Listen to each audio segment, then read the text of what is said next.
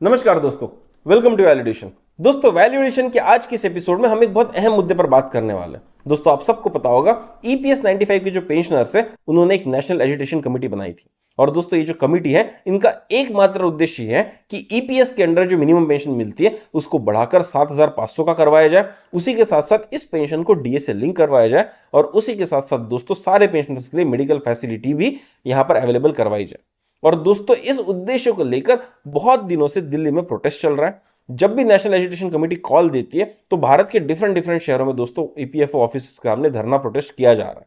और दोस्तों, इसी डिमांड को लेकर आज के इस वीडियो में हम एक अच्छा खासा डिस्कशन करने वाले हैं। दोस्तों, आज के इस वीडियो में हम लोग डिस्कस करेंगे कि ईपीएस आपको किस तरह के पेंशन बेनिफिट्स देता है, जो नेशनल एजुकेशन कमेटी है उनकी डिमांड्स क्या है, एक सैंपल केस स्टडी लेंगे जिसके तहत दोस्तों हमें कैलकुलेट करने की कोशिश करेंगे कि 7,500 की पेंशन अगर सरकार दे देती है तो क्या सरकार के लिए फाइनेंशियली वायबल होगा। उसी के साथ साथ दोस्तों और ऐसे क्या विकल्प है जो सरकार अगर पेंशनर्स को दे दे तो पेंशनर्स की पेंशन भी बढ़ सकती है और उनको मेडिकल फैसिलिटी भी मिल सकती है। तो दोस्तों, आज का वीडियो पूरा देखिएगा क्योंकि बहुत दिनों से मुझको रिक्वेस्ट आ रही है कि मिनिमम पेंशन के ऊपर में कुछ वीडियो बनाइए, प्रोटेस्ट जो चल रहा है उसके ऊपर कुछ वीडियो बनाइए, उसके ऊपर थोड़ा सा एनालिसिस कीजिए। तो दोस्तों, आज मैंने वो एक एफर्ट यहां पर लगाने की कोशिश की है। दोस्तों, हो सकता है आपको वीडियो पसंद आए, हो सकता है आपको वीडियो पसंद ना आए, पर दोस्तों मैंने बहुत प्रामाणिक तरीके से यहां पर एक एनालिसिस करने की कोशिश की है और बहुत वायबल सॉल्यूशंस भी दोस्तों मैंने यहां पर देने की कोशिश की है। तो चलिए शुरू करते हैं आज का वीडियो जिसमें हम डिस्कस करेंगे कि क्या सरकार 7,500 की मिनिमम पेंशन आपको दे सकती है। दोस्तों, जैसे कि अभी आप स्क्रीन पर देख पा रहे हैं, सबसे पहले हम डिस्कस करेंगे कि ईपीएस आपको किस तरह के पेंशन बेनिफिट्स देता है। दोस्तों, जब आप ईपीएस के मेंबर होते हो और आपका टेन्योर पूरा हो जाता है, ईपीएस से एग्जिट कर जाते हो, जो पहला बेनिफिट आपको मिलता है वो मिलता है fix pension without DA for life. मतलब कि जिंदगी भर आपको एक पेंशन मिलेगी जो बढ़ेगी नहीं क्योंकि वो डीए लिंक नहीं है। उसी के साथ साथ दोस्तों, अगर बेनिफिशियरी की डेथ हो जाती है तो उनके फैमिली को, मतलब कि उनकी पत्नी को या उनके पति को, अगर वो लेडी एम्प्लॉय है तो उनको हाफ पेंशन यहां पर मिलती है। उसी के साथ साथ दोस्तों, जब आप वर्किंग लाइफ में होते हैं उस टाइम पे अगर आपको कोई किसी भी तरह की टोटल डिसेबिलिटी या परमानेंट डिसेबिलिटी हो जाती है तो वहां भी आपकी मंथली पेंशन स्टार्ट हो जाती है, भले आप रिटायर हुए हो या नहीं। अब दोस्तों, अगर 1 जनवरी 2024 की बात करें, जो नंबर ऑफ एक्टिव पेंशनर्स है वो ईपीएस में तकरीबन 78 लाख लोग हैं। मतलब कि 78 लाख लोगों को ईपीएस करंटली पेंशन दे रहा है। अब दोस्तों, अगर हम डिमांड देखें कि नेशनल एजुकेशन कमेटी जो हमारी है उनकी डिमांड क्या है, तो उनकी डिमांड ये है कि भाई जो मिनिमम पेंशन है उसको 7,500 कर दिया जाए, उसको डीए से लिंक कर दिया जाए, ताकि ये पेंशन जैसे जैसे साल बढ़ते रहेंगे, जैसे जैसे महंगाई बढ़ती रहेगी वैसे वैसे पेंशन बढ़ते जाएगी। और उसी के साथ साथ जितने पेंशनर्स हैं उनको फ्री मेडिकल फैसिलिटी भी दी जाए। और दोस्तों, करंट मौजूदा हालत यह है कि ईपीएस 95 की जो करंट मिनिमम पेंशन है वो है 1,000 रुपीज। मतलब कि अगर किसी आदमी की इनकम बहुत कम थी और उसकी पेंशन अगर 1,000 रुपए से कम बन रही है तो भी उसको कम से कम 1,000 रुपए की पेंशन दी जाएगी। और दोस्तों, यहीं पर मिनिमम पेंशन की डिमांड आ रही है कि 1,000 रुपए आज के टाइम पे बहुत कम होते हैं, इसलिए कम से कम 7,500 की पेंशन की जाए, जिसको भत्ते के साथ लिंक किया जाए, जो महंगाई के साथ में बढ़ती रहेगी। और उसी के साथ साथ दोस्तों, जो रिटायर्ड पीपल को, सीनियर सिटीजन को जो मेजर प्रॉब्लम होती है वो होती है मेडिकल की, तो उसको भी सरकार एड्रेस करे। ये डिमांड नेशनल एजुकेशन कमेटी ने सरकार के सामने रखी है और इसी के लिए दोस्तों प्रोटेस्ट चल रहा है। अब दोस्तों, आइए एक ऐसे व्यक्ति की हम केस स्टडी लेते हैं जिनकी इनकम अच्छी खासी थी, जो तकरीबन 2 लाख रुपए महीने का बेसिक प्लस डीए का इनकम कमाते थे। अब दोस्तों, हम कोशिश करेंगे कि जो ईपीएस 95 का सीलिंग बेस्ड पेंशन था, जिसके बेसिस पर मिनिमम पेंशन दी जाती है, क्या इस व्यक्ति के लिए 7,500 का पेंशन देना सरकार के लिए वायबल है या नहीं है। दोस्तों, यहां पर हम एक बहुत जेन्युइन एनालिसिस करने की कोशिश कर रहे हैं, इसलिए मैं उम्मीद करता हूं कि आप कैलकुलेशंस पे ध्यान देंगे। आज के इस वीडियो में आपको ज्यादा कैलकुलेशंस नहीं बताऊंगा, बहुत मिनिमम बेसिक कैलकुलेशंस करेंगे और उसके साथ ही जल्दी से जल्दी हम लोग कंक्लूजन पर आ जाएंगे। तो दोस्तों, यहां पर जो डेटा हमने लिया हुआ है वो एक ऐसे महाशय का लिया है जिन्होंने 1995 नवंबर में ईपीएस स्कीम को ज्वाइन किया था, क्योंकि दोस्तों इसी महीने में ईपीएस स्कीम लागू हुई थी। तो दोस्तों, नवंबर 1995 में इन महाशय की जो एवरेज बेसिक प्लस डी थी वो थी 6,750 रुपीज। और दोस्तों, इन महाशय ने ईपीएस से एग्जिट किया है मई 2021 के महीने में। और दोस्तों, मई 2021 के महीने में अगर इनकी एवरेज बेसिक प्लस डी आप देखेंगे तो आपको यहां पर दिखेगी 1,98,415 रुपीज। अब दोस्तों, बहुत सारे लोग बोलेंगे कि भाई इतने ज्यादा कमाने वाले व्यक्ति के लिए आप मिनिमम पेंशन का डेटा क्यों ले रहे हो। तो दोस्तों, मैं इसका कारण आपको वीडियो के एंड में बताऊंगा। मेरा ऐसा मानना है दोस्तों कि अगर एक ऐसे व्यक्ति के लिए हम कैलकुलेशन करते जिनकी आय बहुत ज्यादा थी, जिनकी इनकम बहुत ज्यादा थी, तो दोस्तों जिन लोगों की इनकम कम थी उनका केस भी दोस्तों इसमें हम शामिल करके आसानी से समझ सकते हैं। तो आइए दोस्तों इस कैलकुलेशन को आगे करते हैं और समझते हैं कि भाई किस तरह से मिनिमम पेंशन का कैलकुलेशन मैं यहां पर कर रहा हूं। तो दोस्तों यहां पर हम सिर्फ उस कंट्रीब्यूशन की बात करेंगे जो सीलिंग बेस्ड कंट्रीब्यूशन हुआ करता था, जो आपके एम्प्लॉयर फंड से 8.33% निकालकर ईपीएस में जमा कर दिया जाता था। तो दोस्तों आप यहां पर देख पा रहे होंगे नवंबर 95 में इन महाशय का जो कंट्रीब्यूशन सीलिंग बेस था वो था 208 रुपए, क्योंकि दोस्तों ये जो स्कीम थी ईपीएस की ये नवंबर 95 के बीच में लगी थी, मतलब महीने के बिल्कुल बराबर मध्य में लगी थी, इसलिए दोस्तों यहां पर कंट्रीब्यूशन कम हो रहा है। लेकिन अगले महीने से अगर आप देखेंगे तो 417 रुपए कंटिन्यूसली दोस्तों यहां पर ईपीएस में कंट्रीब्यूट किया जा रहा है। और दोस्तों ये कंट्रीब्यूशन फिर एक बार 2001 साल में बढ़ा दिया गया था, जहां पर कंट्रीब्यूशन हो गया था 541 रुपीज, क्योंकि सीलिंग बढ़ा दी गई थी। और उसी के साथ साथ दोस्तों सीलिंग फिर से एक बार 2014 सितंबर में बढ़ी गई थी, और उसके बाद से दोस्तों इन महाशय का जो कंट्रीब्यूशन हुआ है वो हुआ है 1250 रुपए का। अब दोस्तों मैंने यहां पर ये कैलकुलेट करने की कोशिश की है कि ये सारा कैलकुलेशन अगर मैं जोड़ लूं, जितना जितना कंट्रीब्यूशन इन महाशय ने दिया सबको जोड़ लूं तो कितना अमाउंट बनता है, इसके ऊपर जो इंटरेस्ट ईपीएफओ को मिला हुआ है वो कितना मिला हुआ है। तो दोस्तों इन दोनों चीजों को जब हम जमा करेंगे, मतलब कि हमारा कंट्रीब्यूशन और हमारे कंट्रीब्यूशन के ऊपर जो इंटरेस्ट मिला है, इससे दोस्तों पता चलाएगा कि जब आप ईपीएस से एग्जिट होते हो तो उस समय पर ईपीएफओ के पास में कितना पैसा रह गया था, जिसके बेसिस पर हमको ईपीएफओ पेंशन दे रहा है। तो दोस्तों जैसे कि आप यहां पर देख पा रहे हैं, जो पहले साल में जब ईपीएस लागू हुआ था 1995 से लेके 1996 तक दोस्तों, तो वहां पर पिछले 3-4 महीने का जो कंट्रीब्यूशन यहां पर इन महाशय का हुआ था वो हुआ था 1459 रुपीज का। और दोस्तों इनके ऊपर जो इंटरेस्ट मिला था, क्योंकि उस समय पे 12% का इंटरेस्ट रेट चल रहा था, जो इंटरेस्ट इनको मिला था वो मिला था 19 रुपए का। इसीलिए साल के एंड में जो इनका क्यूमुलेटिव बैलेंस बना था इंटरेस्ट मिलाकर वो बना था 1478 रुपीज का। उसी तरह से दोस्तों जैसे ही अगला साल खत्म होता है, मतलब कि हम मार्च 97 में आ जाते हैं, तो इन महाशय ने साल भरे में कितना कंट्रीब्यूट किया था, हर महीने में 470 रुपए, मतलब 12 महीने का अगर आप ऐड करेंगे तो 5004 रुपए इन्होंने कंट्रीब्यूट किया था। लेकिन दोस्तों इनका ओपनिंग बैलेंस भी था 1478 रुपीज का, और इस हिसाब से 12% की रेट से जब इनको इंटरेस्ट मिला तो सालाना इनको 450 रुपए का इंटरेस्ट मिला। और इसीलिए दोस्तों इनका जो साल के एंड में, मतलब कि एज ऑन 31 मार्च 1997 में इनका जो कंट्रीब्यूशन क्यूमुलेटिवली बनता था वो बनता था 6932। और दोस्तों ये जो कंट्रीब्यूशन है इंटरेस्ट मिलाकर बनता है।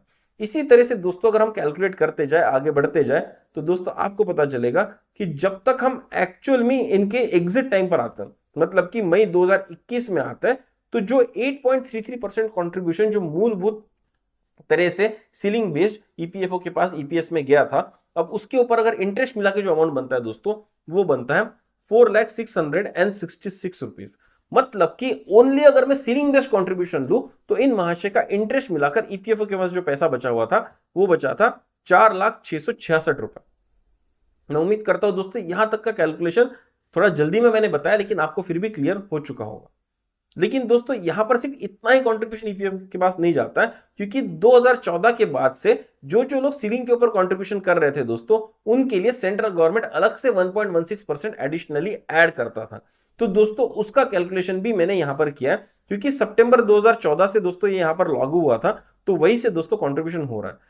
उस टाइम पे दोस्तों इनका जो सीलिंग था वो था 15,000 रुपए का, और उसके हिसाब से 1.16% सरकार डाल रही थी, तो हर महीने 174 रुपीज डालते आ रही थी। और जब तक ये महाशय एग्जिट हुए तब तक कंटिन्यूअसली 174 रुपीज सरकार उसके ऊपर डालते आ रही है। और दोस्तों ये जो 175 रुपीज उनके पास ईपीएस के पास जा रहा था, उस पे उनको हर सालाना इंटरेस्ट भी मिल रहा था, जो भी उस समय का ईपीएफओ का रेट था। तो दोस्तों वो हिसाब से उसके ऊपर इनको इंटरेस्ट भी यहां पर मिलते जा रहा था। और दोस्तों जब आप देखेंगे कि यहां पर जब इंटरेस्ट इनको मिल रहा है और इंटरेस्ट के साथ में जो एंड में वैल्यू इनका बनता है, मई 2021 में जो वैल्यू इनका बनता है वो बनता है 18,115 रुपए का।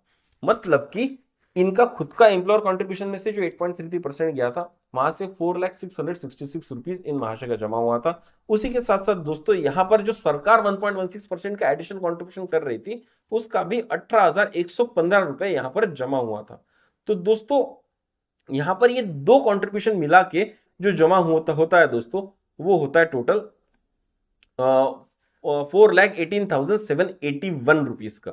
मतलब कि 4,666 रुपीज प्लस 18,115 रुपीज। तो टोटल पैसा जो इन महाशय के एग्जिट के टाइम पे ईपीएस के पास था वो था 4,18,781 रुपीज। अब दोस्तों यहां पर हम डिस्कस करेंगे कि इन महाशय की सीलिंग बेस्ड पेंशन कितनी बन रही थी। तो दोस्तों उसके लिए थोड़ा सा डेटा हमको चाहिए होगा। वो डेटा क्या था भाई, 16 नवंबर 95 को इन्होंने ईपीएस को ज्वाइन किया था। जो सीलिंग जो चेंज हुई थी वही थी 1 सितंबर 14 को। फिर दोस्तों इन्होंने एग्जिट कर लिया था 31 मई 21 को। अब दोस्तों यहां से अगर हम देखेंगे कि 1995 से लेकर 2014 तक का जो इनका सीलिंग तक का जो पीरियड था, उसमें दोस्तों इन्होंने टोटल 6863 डेज यहां पर सर्विस दी थी। क्योंकि दोस्तों इनका सर्विस का जो काल था वो 20 साल के ऊपर का था, इनको 2 साल का बोनस यहां पर मिलने वाला था, इसलिए 730 डेज उनको एक्स्ट्रा मिलने वाले थे। तो 1 सितंबर 2014 के पहले कितने दिन की सर्विस इन्होंने की थी, वो की थी 7593 डेज की। उसी के साथ साथ दोस्तों 1 सितंबर 2014 से लेके 31 मई 2020 तक जब इन्होंने ईपीएस से एग्जिट किया था, तब तक दोस्तों इन्होंने 2464 दिन की सर्विस यहां पर की थी। अब दोस्तों जब भी हम सीलिंग बेस्ड फॉर्मूला निकालते हैं तो हमको क्या करना होता है, उस टाइम की जो एक्चुअल पेंशनेबल सर्विस पीरियड था, मतलब कि 6863 डेज का, उसमें अगर 2 साल का हम बोनस 730 डेज का मिला देंगे तो एंड में एक सितंबर 2014 के पहले दोस्तों इनका पेंशनेबल सर्विस पीरियड हो जाएगा 7593 डेज का। और दोस्तों 1 सितंबर 2014 के पहले जो सीलिंग हुआ करती थी वो हुआ करती थी 6500 रुपए की। उसी की तरह दोस्तों इनका 1 सितंबर 2014 के बाद से ईपीएस एग्जिट डेट तक 2464 डेज की सर्विस होती थी, और वहां पर जो इनकी सीलिंग होती थी वो होती थी 15,000 की। अब दोस्तों यहां पर अगर हम इसको फॉर्मूला में डालें, मतलब कि 6500 into 7593 plus 15,000 into 2464 divide by 70 divide by 365, तो दोस्तों इनकी ईपीएस से जो पेंशन बनती है वो बनती है 3378 रुपीज की। ये है दोस्तों सीलिंग बेस्ड पेंशन जो फॉर्मूला के हिसाब से दोस्तों यहां पर बन रही है। अब दोस्तों यहां पर एक छोटा सा ब्रेक एनालिसिस करने की कोशिश करेंगे। अब हमारे पास में 2 तरह का डेटा आ चुका है। पहला वो डेटा कि ईपीएफओ के पास में टोटल पैसा हमारा कितना रखा हुआ, हमारा कितना रखा हुआ है दोस्तों पैसा, 4,18,781 रुपए, मतलब कि 4,18,781 रुपीज ईपीएफओ के पास रखा हुआ। और उसके बेसिस पे पेंशन कितनी दे रहे हैं, हमको दे रहे 3,378 रुपीज। अब दोस्तों अगर हम ये अज्यूम करें कि ये पैसा ईपीएफओ ने अपने पास ना रखते हुए हमको दे दिया होता, और ईपीएफओ इस साल का हमको इंटरेस्ट रेट कितना दे रहा है, 8.5% का दे रहा है, हम ऐसा पकड़ के चलते हैं, और उस 8.5% के रेट से अगर मैं मार्केट में इन्वेस्ट करता और हर महीने इसी पैसे में से 3378 रुपीज निकालते रहता, तो ये पैसा मुझको कितना दिन तक चलता। अब दोस्तों वैसा कैलकुलेशन अगर मैं करूंगा, सिस्टमैटिक विड्रॉल प्लान का कैलकुलेशन मैं यहां पर करूंगा कि 4,18,781 रुपीज मैंने 8.5% के रेट से कहीं पर इन्वेस्ट किए और हर महीने में 3378 रुपीज निकाल रहा हूं। तो दोस्तों यहां जो ब्रेक इवन आ रहा है, मतलब कि ये पैसा मुझको कितने साल पूरेगा, 22 ईयर्स 6 मंथ तक दोस्तों ये मुझे पूरेगा। मतलब कि मैं अगर 58 ईयर्स की एज में पैसा डाल देता हूं तो तकरीबन 80 ईयर्स 6 मंथ की एज तक दोस्तों ये पैसा खुद मुझे पूरता था। इसको दोस्तों दूसरे एंगल से अगर देखा जाए तो मैं बोलूंगा कि जब ईपीएफओ अपने पास ये पैसा रख लेता है और 3,378 रुपए की दोस्तों मुझको पेंशन देता है, तो अगर मैं 80 साल 6 महीने तक भी जिंदा रहता हूं तो ईपीएफओ को कुछ भी नुकसान होता नहीं है। मतलब कि 80 साल 6 महीने तक बिना किसी नुकसान के मेरे ही दिए हुए कंट्रीब्यूशन पे ईपीएफओ मुझको बहुत आराम से 3,378 रुपीज की पेंशन यहां पर दे सकता है। अब दोस्तों ये जो कैलकुलेशन है ये मोटे मोटे तौर पर हर व्यक्ति के लिए ऑलमोस्ट सिमिलर है।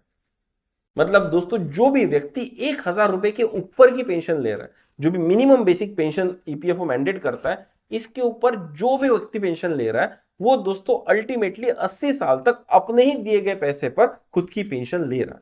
ये दोस्तों इसका मतलब यहां पर निकलता है। मैं उम्मीद करता हूं दोस्तों ये पॉइंट आपको यहां पर क्लियर हो गया हो। और दोस्तों इतना ही नहीं, अगर इन बिटवीन इस बेनिफिशियरी की डेथ हो जाती है तो उनके वाइफ को हाफ पेंशन मतलब कि 1,690 रुपीज भी लाइफ टाइम के लिए मिलेगी।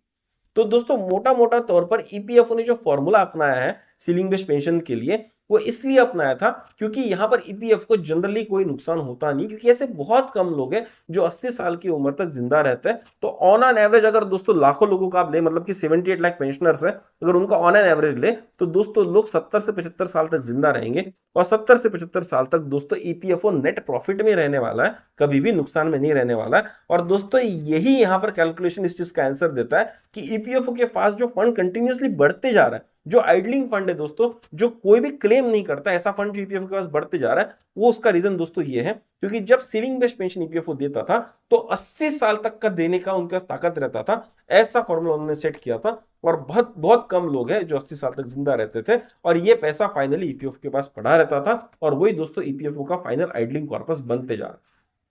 दोस्तों मैं उम्मीद करता हूं कि आपको मैं समझा पाया हूं कि ईपीएफओ के पास जो बढ़ता हुआ कॉर्पस है वो क्यों हो रहा है, और उसका कारण है कि फॉर्मूला उसी तरह से दोस्तों सेट किया गया।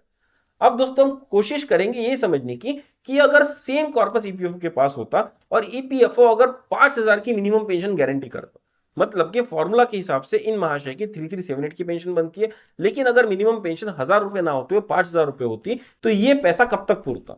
तो दोस्तों ये पैसा ईपीएफओ को 10 साल 4 महीने तक पूरता। मतलब कि कोई महाशय अगर 68 ईयर 4 मंथ तक जिंदा रह जाता है तो ईपीएफओ इसके बाद नेट नुकसान में आ जाता है। इसको दूसरे नजरिए से देखा जाए तो अगर कोई भी व्यक्ति 68 ईयर्स 4 मंथ तक ही जिंदा रहता है तो ईपीएफओ उसी के दिए हुए पैसे से उसको 5,000 रुपए की मिनिमम पेंशन दे सकती है। लेकिन अगर ये व्यक्ति किसी भी रीजन से उससे ज्यादा जिंदा रह जाता है तो ईपीएफओ को फाइनेंशियली ये डील जो है सही नहीं बैठती है और इनको सरकार से मदद लेनी पड़ सकती है, अपने जो आइडलिंग कॉर्पस है वहां से पैसा निकाल के इस महाशय को 5,000 रुपए की पेंशन देना पड़ सकता है। अब दोस्तों जो एक्चुअल एजुकेशन कमेटी की डिमांड है कि मिनिमम पेंशन 7,500 होनी चाहिए विद डीए, तो दोस्तों हम डीए को साइड में रखते हैं। हम पहले ये कोशिश करते हैं कि अगर 7,500 का मिनिमम पेंशन ईपीएफओ दे देता है तो वो पैसा कितना दिन तक पूरता, या ईपीएफओ कितने एज तक एक व्यक्ति के लिए प्रॉफिटेबल हो सकता है। तो दोस्तों यहां पर जब हम कैलकुलेशन करेंगे तो आपको पता चलेगा कि अगर 4,18,781 रुपीज इन महाशय के लिए जमा किए गए थे और इनको अगर 7,500 का यहां पर अगर मिनिमम पेंशन दिया जाता तो ये पैसा 5 इयर्स 10 मंथ्स तक दोस्तों ईपीएफओ को पूरता। और उसके हिसाब से अगर ये महाशय 63 इयर्स 10 मंथ्स तक ही जिंदा रहता है तो ईपीएफओ को फायदा होता है। अगर उससे ऊपर एक दिन भी ये जिंदा रह जाते तो ईपीएफओ यहां पर नेट नुकसान में आ जाता। और दोस्तों जैसे कि आप यहां पर कैलकुलेशन में देख पा रहे हैं कि अगर 7,500 की फिक्स्ड पेंशन भी ईपीएफओ दे दे तो 63 इयर्स 10 मंथ्स के ऊपर इन महाशय को, जिनकी इनकम बहुत ज्यादा थी, जिनका कंट्रीब्यूशन बहुत ज्यादा था, उन महाशय को भी दोस्तों 63 इयर्स 10 मंथ्स के ऊपर में पेंशन नहीं दे पा रही। और शायद यही एकमात्र रीजन है जिसके वजह से ईपीएफओ प्रोटेस्टर की डिमांड के ऊपर भी चुप्पी साधे हुए बैठा है। अब दोस्तों जब कैलकुलेशन ने स्टार्ट किया था तो मैंने आपको बताया था कि मैं एक ऐसे व्यक्ति का कैलकुलेशन लेके चल रहा हूं जिनकी इनकम बहुत ज्यादा थी, जिन्होंने हमेशा सीलिंग पे ही पैसा दिया है। तो दोस्तों ऐसे व्यक्ति जिनका कॉर्पस ईपीएफ के पास बहुत ज्यादा बचा हुआ है, ऐसे व्यक्ति के लिए अगर 7,500 का हम कैलकुलेशन करें तो 5 साल 10 महीने से ज्यादा पेंशन यहां पर सरकार उस व्यक्ति के कंट्रीब्यूशन से नहीं दे सकती। अगर सरकार को इससे ज्यादा पेंशन देनी है तो उनको अपना पैसा लगाना होगा या उनको ईपीएफओ का आइडलिंग कॉर्पस यहां से निकालना होगा। अब दोस्तों अगर ऐसा व्यक्ति जो मैक्सिमम कंट्रीब्यूशन कर सकता है उसकी यह हालत है तो उस व्यक्ति के बारे में सोचिए जिसकी मिनिमम पेंशन चल रही है 1,000 रुपीज की चल रही है, क्योंकि उसने जो पैसा दिया है उसमें उसकी पेंशन फॉर्मूला के हिसाब से 1,000 रुपए भी नहीं बैठ रही है। अब दोस्तों ऐसे व्यक्ति को अगर 7,500 रुपए उनको देना है तो ईपीएफओ को फाइनेंशियली स्कीम वायबल नहीं होती है और शायद इसीलिए ही ईपीएफओ यहां पर चुप्पी साधे बैठा हुआ। अब दोस्तों जो भी मेरे सब्सक्राइबर्स इस वीडियो को देख रहे होंगे वो ये जरूर बोल रहे होंगे कि भाई हर्षवर्धन, हमेशा जब भी तुम ईपीएस हायर पेंशन की बात करते हो तो हमेशा एम्प्लॉयज के फायदे की बात करते हो, लेकिन आज ये पहला ऐसा वीडियो तुमने बनाया हुआ है जहां पर तुम ईपीएफओ के एंगल को रखकर यहां पर जस्टिफिकेशन दे रहे हो। दोस्तों मैं यहां पर ईपीएफ को जस्टिफाई करने की कोशिश नहीं कर रहा हूं, कुछ भी नहीं कर रहा हूं। मैं बहुत ईमानदारी से दोस्तों कैलकुलेशन करने की कोशिश कर रहा हूं और ये जानने की कोशिश कर रहा हूं कि भाई इतने दिन से हमारा प्रोटेस्ट चल रहा है तो ईपीएफओ इसके ऊपर कोई भी रिस्पांस क्यों नहीं दे रहा है, भारत सरकार इसके ऊपर कोई भी रिस्पांस क्यों नहीं दे रहा है। तो दोस्तों इस बात को मैंने समझने की कोशिश की, तब मुझे पता चला कि भाई इस तरह का जब हम कैलकुलेशन करते हैं तो 7,500 की डिमांड जो हम कर रहे हैं वो शायद ईपीएफओ को फाइनेंशियली वायबल नहीं होगी। लेकिन दोस्तों इसका मतलब ऐसा नहीं है कि हायर पेंशन बढ़ाई नहीं जा सकती। अब दोस्तों इसके लिए हमको कुछ और चीजें समझने की जरूरत है कि पेंशन किस तरह से बढ़ाई जा सकती है, मिनिमम बेसिक पेंशन जो है वो ईपीएफओ किस तरह से बढ़ा सकता है और क्यों वो लॉजिकल बनेगा, इसके ऊपर दोस्तों कोशिश करेंगे। क्योंकि दोस्तों मैं एक्चुअली पेंशनर के साइड से हमेशा बात करने की कोशिश करता हूं, लेकिन दोस्तों मैं लॉजिक को साइड रख के बात नहीं कर सकता। तो अब लॉजिकली बात करेंगे कि अगर मिनिमम पेंशन हमको बढ़ानी है तो एक्चुअली कितनी बढ़ सकती है और किस तरह से सरकार की एग्जिस्टिंग स्कीम्स को यूज करके या उनका बेंचमार्क रख के मिनिमम पेंशन को बढ़ाने की डिमांड सही तरह से और की जा सकती है। तो अब दोस्तों आइए लॉजिकली समझने की कोशिश करते हैं कि मिनिमम पेंशन जो ईपीएफओ दे रहा है उसको किस तरह से बढ़ाया जा सकता है और उसके फेवर में क्या क्या आर्गुमेंट दिए जा सकते हैं। दोस्तों पहला आर्गुमेंट यह है कि ईपीएफओ के पास में आइडलिंग कॉर्पस बहुत ज्यादा पड़ा हुआ है, लाखों करोड़ों रुपए का ideal corpus, unclaim corpus EPFO के पास पड़ा हुआ है।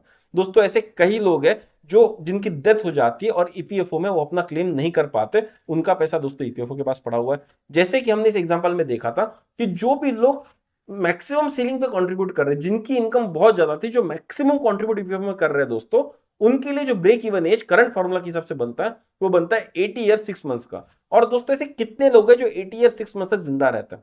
बहुत कम लोग जिंदा रहते हैं। तो दोस्तों जो लोग जल्दी मर जाते हैं, जिनकी डेथ जल्दी हो जाती है, उनका जो पैसा बच जाता है वो कहां रह जाता है? वो पैसा रह जाता है ईपीएफओ के पास में। और दोस्तों कोई भी जब सोशल वेलफेयर की स्कीम बनती है तो वो इस लॉजिक पे बनाई जाती है कि जो लोग ज्यादा कमाते हैं वो लोग फंड करेंगे उन लोगों को जो लोग कम कमाते हैं। मतलब कि ये महाशय जो यहां पर बहुत ज्यादा पैसा कमा रहे हैं, अगर इनकी मृत्यु जल्दी हो जाती है तो इनका जो बचा हुआ पैसा किसके काम आना चाहिए? उन लोगों के काम आना चाहिए जो लोग एक्चुअली कम कमाते थे, जिनको मिनिमम पेंशन मिलनी चाहिए, मिल रही है। तो दोस्तों वहां पर अगर आप देखिए, ये सारा पैसा ईपीएफओ अपने पास रख ले रही है। जो भी एक्स्ट्रा पैसा, प्रॉफिटेबल पैसा जो बचता है, ईपीएफओ अपने पास रख लेती है। लेकिन पेंशन मिनिमम कितनी दे रही है? 1,000 रुपए की। तो दोस्तों लाखों करोड़ों रुपए अपने पास रखकर ये बोलना कि हम 1,000 रुपए से ज्यादा की पेंशन नहीं दे सकते, ये शायद बिल्कुल भी लॉजिकल नहीं है। और ईपीएफओ को मिनिमम पेंशन यहां पर डेफिनेटली बढ़ाने की जरूरत है, क्योंकि वो जो भी पैसा उनके पास है वो उनका पैसा नहीं है, वो उन एम्प्लॉयज का पैसा है जिन्होंने ईपीएस में कंट्रीब्यूट किया था, ये सोच के कि सरकार बहुत जिम्मेदार तरीके से हमारे पैसे को इक्वली सोसाइटी में डिस्ट्रीब्यूट करेगी ताकि हर वर्ग का फायदा हो सके। तो दोस्तों जब तक ईपीएफ के पास में आइडल कॉर्पस पड़ा हुआ है तब तक ईपीएफओ ये नहीं कह सकती कि मिनिमम पेंशन नहीं बढ़ाई जा सकती। अब दोस्तों जो नेशनल एजुकेशन कमेटी की एक और डिमांड थी कि भाई मेडिकल फैसिलिटीज हमको दी जाए। तो दोस्तों मेडिकल फैसिलिटीज के लिए सरकार ऑलरेडी बहुत सारी स्कीम चलाती है, जैसे कि आयुष्मान भारत प्रधानमंत्री जन आरोग्य योजना। अब दोस्तों इस योजना को अगर आप देखेंगे तो इस योजना को लिमिटेड कर दिया only for those people who are very poor. मतलब कि जो भी बिलो पॉवर्टी लाइन के लोग हैं दोस्तों, अत्यंत गरीब लोग हैं, उनके लिए यहां पर लिमिट कर लिया गया है। और ऐसे लोग कौन होंगे? जिनकी इनकम साल में 2.4 लाख से कम होगी, ऐसे लोग जिनका खुद का घर नहीं होगा, ऐसे लोग जो SC ST कैटेगरी से बिलोंग करते हैं। तो दोस्तों मुझे ये कहना है कि ऐसे लोग जो बीपीएल कैटेगरी में आते हैं, जो सरकार को कभी भी कोई भी टैक्स नहीं देते, जिन्होंने इकोनॉमी में बहुत कम कंट्रीब्यूट किया, उनके लिए आयुष्मान भारत प्रधानमंत्री जन आरोग्य योजना सरकार चला रही है। और दोस्तों पता है इसमें ऑलमोस्ट कितने लोग हैं? इसमें तकरीबन 50 करोड़ इंडियंस दोस्तों यहां पर कवर्ड है। 50 करोड़, इट्स अ वॉपिंग नंबर। मतलब कि इतने सारे लोग हमारे देश में गरीब है और उनको सरकार आयुष्मान भारत के अंडर में यहां पर हेल्थ इंश्योरेंस देने को तैयार है। और हेल्थ इंश्योरेंस कितना दे रही है? तकरीबन 5 लाख रुपए का हर फैमिली को सालाना कवर दे रही है। किसी भी सरकारी हॉस्पिटल में अगर आपको कोई ऑपरेशन कराना है या अगर आपको ओपीडी ट्रीटमेंट करानी है तो बिल्कुल कैशलेस तरीके से होती है। और दोस्तों ये कवरेज पूरे फैमिली के लिए, अगर आपके परिवार में 4 लोग हैं तो चारों को दोस्तों यहाँ पर कवर करता है और बहुत सफिशिएंट कवर माना भी जाता है। अब दोस्तों सरकार जब ये 50 करोड़ गरीब लोगों को ये स्कीम दे रही है तो मेरा कहना ये है कि जो 78 लाख पेंशनर्स है, जिन्होंने इकोनॉमी में बहुत बढ़िया तरह से कंट्रीब्यूट किया हुआ है, जिन्होंने इनकम टैक्स भरा हुआ है, जिन्होंने अपने पैसे से निकाल के ईपीएस को पेंशन बेनिफिट दी है, तो अगर ये 78 लाख लोगों को यही स्कीम कंटिन्यूअसली अप्लाई कर दी जाए तो क्या बुरा होगा? दोस्तों अगर ये स्कीम लोगों को मिल जाती है तो पेंशनर्स को बहुत बढ़िया हेल्थ सुविधा मिल सकती है। और क्योंकि ऑलरेडी 50 करोड़ लोग इस स्कीम के पार्ट है, जिसमें 78 लाख पेंशनर्स और बढ़ जाएंगे तो बहुत ज्यादा नुकसान नहीं होगा सरकार। और बहुत ज्यादा नुकसान तो छोड़िए, सरकार को नुकसान ही नहीं होगा, क्योंकि भाई आइडलिंग कॉर्पस हमारे मेहनत का ईपीएफओ अपने पास रखा हुआ है। अरे उससे ही हमको ये आयुष्मान भारत स्कीम जो है ये हमको लागू कर दो तो भी लोगों को हेल्थ इंश्योरेंस फ्री में मिल सकता है। तो दोस्तों इससे ये बात साबित होती है कि नेशनल एजुकेशन कमेटी अगर मेडिकल बेनिफिट्स की बात कर रही है तो ऐसी हवा में नहीं कर रही, उसका बहुत साउंड लॉजिक बनता है। क्योंकि सरकार गरीबों को, उन लोगों को जो कभी भी टैक्स नहीं भरते, कभी भी ईपीएस में कंट्रीब्यूट नहीं करते, उन सबको 5-5 लाख का इंश्योरेंस देने को तैयार है। और जिन लोगों ने जिंदगी पर टैक्स भरा हुआ है, जिन लोगों ने ईपीएस में कंट्रीब्यूट किया है, जिनका आइडल फंड ईपीएफओ के पास पड़ा हुआ है, उनको अगर इस तरह की स्कीम बेनिफिट नहीं एक्सटेंड किए जा रहे तो दोस्तों यहां पर सरासर अन्याय है। और दोस्तों यहां पर मेडिकल बेनिफिट्स पेंशनर्स को डेफिनेटली मिलने ही चाहिए। तो दोस्तों पहले लॉजिक से हमने देखा कि हमारा जो पैसा ईपीएफ के पास पड़ा हुआ है उस आइडलिंग फंड से डेफिनेटली पेंशन बढ़ाई जा सकती है। दूसरे लॉजिक में दोस्तों हमने देखा कि जो मेडिकल की डिमांड यहां पर की जा रही है, मेडिकल फैसिलिटीज की जो डिमांड कमेटी हमारी कर रही है, तो दोस्तों वो डिमांड भी डेफिनेटली मीट किया जा सकती है और इससे सरकार को बहुत ज्यादा नुकसान नहीं है और बहुत आसान तरीके से एग्जिस्टिंग स्कीम को यूज करके मेडिकल बेनिफिट जो है वो ईपीएस पेंशनर्स को डेफिनेटली एक्सटेंड किए जा सकते हैं। अब दोस्तों तीसरे बात पर आते हैं कि अगर 7,500 की पेंशन ईपीएफओ नहीं दे पा रही तो एक्चुअली पेंशन वो कितना दे सकती है? तो दोस्तों मैं आपको दावे से बता सकता हूं ईपीएफओ जो कम से कम 3,000 रुपए की मिनिमम पेंशन हर पेंशनर को दे ही सकता। दोस्तों जो भी लोग 2014 के पहले रिटायर हुए, अगर आप उनकी पेंशन की फिगर देखेंगे तो पता है आपको कितना दिखेगी? 1400 रुपए, 1500 रुपए, बहुत हो गया तो 2200 रुपए। अब दोस्तों इतनी कम पेंशन में आज के जमाने में कुछ भी नहीं होता है, और मैं दावे के साथ बता सकता हूं सरकार जो है 3000 रुपए की मिनिमम पेंशन सारे पेंशनर्स को दे सकती है, और उसके पास सरकार की ही स्कीम का उदाहरण मेरे पास है दोस्तों। दोस्तों अभी जो आप स्क्रीन पर देख रहे हैं, मैं यहां पर आपको दिखा रहा हूं प्रधानमंत्री श्रम योगी मानधन योजना। अब दोस्तों ये एक पेंशन स्कीम है फॉर अनऑर्गेनाइज्ड वर्कर। कुछ ऐसे लोग जो रिक्शा चलाते हैं या जो सब्जी बेचते हैं, ऐसे लोग जो काम कर रहे हैं लेकिन ऑर्गेनाइज सेक्टर में नहीं कर रहे, जहां पर उनका पीएफ नहीं कटता है, उनकी ईपीएस का बेनिफिट नहीं मिलता है, तो ऐसे लोगों के लिए दोस्तों सरकार ने एक स्कीम चलाई हुई है जिसका नाम है प्रधानमंत्री श्रम योगी मानधन योजना। अब दोस्तों इस स्कीम में अगर आप देखेंगे, ऐसे लोग जो भी मंथली इनकम 15,000 से कम कमाते हैं, उन लोगों को दोस्तों यहां पर इन्वॉल्व किया गया है। अब दोस्तों यहां पर जो मिनिमम अश्योर्ड पेंशन सरकार देती है वो है 3,000 रुपए per month after attaining the age of 60 years. लेकिन मैं बता दूं ये प्रोग्राम फ्री नहीं है, इसमें हर मेंबर को कंट्रीब्यूट करना पड़ता है। और दोस्तों कंट्रीब्यूशन के लॉजिक पर ही मैं यहां पर आपको बताऊंगा कि ये 3,000 रुपए की मिनिमम पेंशन ईपीएस पेंशनर्स को भी मिल सकती है। अब दोस्तों इस पेंशन स्कीम का जो प्रधानमंत्री श्रम योगी मानधन योजना है दोस्तों, इसका भी अगर आप पे आउट देखेंगे तो इस सिमिलर काइंड ऑफ बेनिफिट्स आपको ईपीएस से दिखेंगे। मतलब कि यहां पर 3,000 रुपए की पेंशन हर मंथ 60 साल के बाद देने की बात करती है सरकार। उसी के साथ साथ दोस्तों अगर बेनिफिशियरी की डेथ हो जाती है तो उनके फैमिली को 50% यहां पर पेंशन मिलेगी। उसी के साथ साथ अगर कोई आदमी डिसेबल हो जाता है या किसी कारण से उसकी डेथ हो जाती है तो उसकी फैमिली भी इस पेंशन स्कीम में कंट्रीब्यूट करके आगे चल सकती है और एंड में 3,000 रुपए की पेंशन ले सकती है या 50% की पेंशन ले सकती है। अब दोस्तों यहां पर जो कंट्रीब्यूशन करना पड़ता है वो कितना करना पड़ता है वो देखिए। अगर आप 18 साल की एज के हैं तो आपको हर महीने सिर्फ और सिर्फ 110 रुपए कॉन्ट्रीब्यूट करने टिल द एज ऑफ 60, और जब आप 60 के हो जाएंगे तो आपको 3,000 रुपए महीने की पेंशन लागू हो जाएगी। उसी तरह से दोस्तों अगर आप 38 या 40 साल के हैं, या 40 साल के पकड़ लीजिए, अगर आप आज के डेट में 40 साल के, अगर आप आज इस स्कीम में ज्वाइन हो जाते हो तो आपको मंथली 400 रुपए देने पड़ेंगे, और सरकार आपको 60 साल की एज के बाद में 3,000 रुपए मिनिमम पेंशन दे सकती है। तो दोस्तों अब मैं यहां पर एक लॉजिक ये कह रहा हूं कि अगर इन महाशय की अगर आप बात करें जिनकी पेंशन हमने कैलकुलेशन की थी दोस्तों, तो यहां पर आप देखेंगे कि इनकी जो स्टार्टिंग कंट्रीब्यूशन थी दोस्तों वो पता है कितनी थी?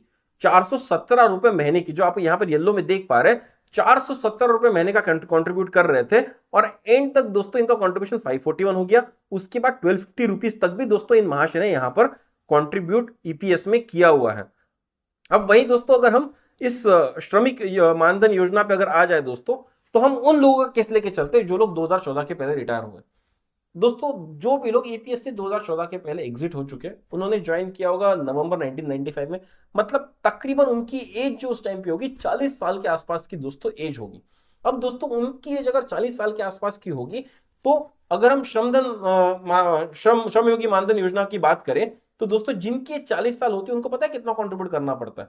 सिर्फ 400 रुपए कंट्रीब्यूट करना पड़ता है, और 400 रुपए कंट्रीब्यूट करने के बाद उनको पेंशन कितनी मिलती है? उनको पेंशन मिलती है पूरे 3,000 रुपए की। तो दोस्तों सोचिए, जो लोग 1995 नवंबर में ईपीएस को ज्वाइन किए थे और जिनका सीलिंग के ऊपर पैसा कट रहा था दोस्तों, तो उनका पता है कितना पैसा कट रहा था? 417 रुपए कट रहा था। मतलब कि यहां पर श्रमयोगी मानधन योजना में सिर्फ 400 रुपए देने से 3,000 रुपए की पेंशन आती है। तो 417 रुपए अगर दे रहे हैं तो दोस्तों मिनिमम पेंशन कितनी आनी चाहिए? 3,000 के ऊपर ही आनी चाहिए डेफिनेटली। तो अगर इस स्कीम को चलाने में सरकार को कोई नुकसान नहीं हो रहा है, तो फिर ईपीएस में पेंशन 3,000 रुपए करने में सरकार को क्यों नुकसान होना चाहिए? बिल्कुल भी नुकसान नहीं होना चाहिए। और दोस्तों ऐसा बहुत आइडलिंग कॉर्पस पड़ा हुआ है इस स्कीम में। यह बोला जाता है कि सरकार भी कुछ पैसा कंट्रीब्यूट करती है, तब कहां जाके 3,000 रुपए का कॉर्पस बनता है। तो भाई अगर आप वेलफेयर इन लोगों का कर रहे हो, अगर अनऑर्गेनाइज सेक्टर में भारत में 30 करोड़ लोग काम करते हैं और उनके लिए सरकार एडिशनल कंट्रीब्यूशन करने को तैयार है और किसी भी तरह से उनको 3,000 रुपए का पेंशन देने को तैयार है, तो भाई जिन लोगों ने इकोनॉमी की सेवा की है, इस देश की सेवा की, इनकम टैक्स भरा है, जिंदगी भर मेहनत की ऑर्गेनाइज सेक्टर में, ऐसे 78 लाख पेंशनर्स के लिए सरकार थोड़ा भी कंट्रीब्यूट नहीं कर सकती? खुद का कंट्रीब्यूशन तो सरकार को करने की जरूरत ही नहीं है, क्योंकि जो लोगों ने कंट्रीब्यूट ईपीएस में किया हुआ है उसका बहुत सारा आइडलिंग कॉर्पस ईपीएफ के पास पड़ा हुआ है। अगर उसके हिसाब से भी लगा दिया जाए तो इस श्रम योगी मानधन योजना के कैलेंडर के हिसाब से या इनके कैलकुलेशन के हिसाब से भी दोस्तों 3,000 रुपए की पेंशन यहां पर दी जा सकती है। मैं फिर से एक बार बता रहा हूं, जो भी व्यक्ति 40 साल की उम्र में श्रम योगी मानधन योजना में 400 रुपए महीना डालता है उसको 3000 रुपए की पेंशन मिलती है। और जो भी लोग 2014 में ईपीएस से एग्जिट हो गए होंगे वो लोग 1995 में दोस्तों तकरीबन 40 इयर्स के एज के आसपास ही होंगे और उन्होंने भी 417 रुपए महीने का यहाँ पर कंट्रीब्यूशन ईपीएस में दिया है। तो जब उन्होंने भी 400 रुपए का कंट्रीब्यूशन दिया तो उनको 3000 रुपए की पेंशन क्यों नहीं दी जा सकती? यही दोस्तों मैं सवाल करना चाहता हूं ईपीएफओ से। तो दोस्तों अगर मैं ईपीएफओ के पॉइंट ऑफ व्यू से भी देखूं तो हो सकता है कि ईपीएफओ 7500 की पेंशन की डिमांड ना माने, लेकिन ये डिमांड तो डेफिनेटली मान सकते हैं कि मिनिमम पेंशन को 3000 रुपए तो महीने का करना ही चाहिए और उसके लिए बिल्कुल लॉजिकल एविडेंसेस है with medical facilities under Ayushman Bharat योजना।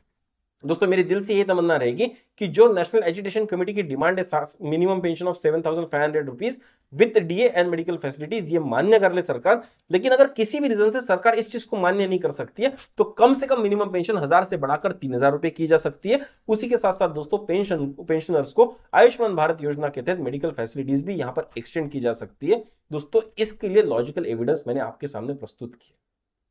दोस्तों हो सकता है कि बहुत सारे लोग मुझसे इसलिए नाराज हो जाए कि भाई आपने एग्जैक्टली 7500 को यहां पर प्रमोट करने की कोशिश नहीं की है। दोस्तों मैं फिर से आपको बता दूं, मेरा काम है एक्सप्लेनर का। मैं आपके सामने लॉजिकल तथ्य रखता हूं और उसके बेसिस पर लॉजिकल डिडक्शन निकालने की कोशिश करता हूं। मैं कुछ बातें ईपीएफओ के फेवर में करूंगा तो कुछ बातें आपके फेवर में करूंगा, लेकिन दोस्तों एम ये होता है कि भाई जिस तरह से दोनों तरफ की एक्सट्रीमिटीज चल रही है अगर उसको भी हटा दिया जाए, अगर ईपीएफओ का एक्सट्रीम फेज हटा दिया जाए, अगर पेंशनर्स का एक्सट्रीम फेज हटा दिया जाए, फिर भी यहां पर बहुत अच्छी पॉसिबिलिटी बनती है कि 3000 रुपए की तो कम से कम मिनिमम पेंशन दी जा सकती है और उसके साथ साथ मेडिकल बेनिफिट्स भी दी जा सकते हैं। तो दोस्तों उस मुद्दे को क्यों ना उठाया जाए, इसीलिए दोस्तों मैं इस तरह का वीडियो आपके सामने प्रेजेंट कर रहा हूं। दोस्तों हो सकता है कि आप मुझसे असहमत हो तो आप मुझको कमेंट बॉक्स में कमेंट करके जरूर बता दीजिए। अगर आपको लगता है कि मैंने लॉजिकली एक बहुत बढ़िया केस आपके सामने प्रेजेंट किया है तो दोस्तों वो भी आप मुझको कमेंट बॉक्स में कमेंट कर बता सकते हैं। दोस्तों आप लोगों ने आज तक मुझे बहुत सारा प्यार दिया, बहुत सारा सपोर्ट दिया और दोस्तों आप ही के डिमांड के ऊपर एक लॉजिकल एक्सप्लेनेशन आज मैं आपके सामने लाया हूं। उम्मीद करता हूं आपको एक्सप्लेनेशन पसंद आया होगा, इसने आपकी जिंदगी में एक छोटा सा वैल्यू एडिशन किया होगा। दोस्तों अगर आपको लगता है कि इस वीडियो ने आपकी जिंदगी में वैल्यू ऐड की है तो मुझको कमेंट बॉक्स में कमेंट कर जरूर बताइएगा। शेयर कीजिएगा अपने दोस्तों के साथ, अपने परिवारजनों के साथ, ताकि उनके जिंदगी में भी एक छोटा सा वैल्यूएशन हो सके। चलिए दोस्तों जल्दी मिलेंगे एक नए डिस्कशन के साथ में, तब तक के लिए सब्सक्राइब करते रहिए हमारा चैनल वैल्यूएशन। धन्यवाद।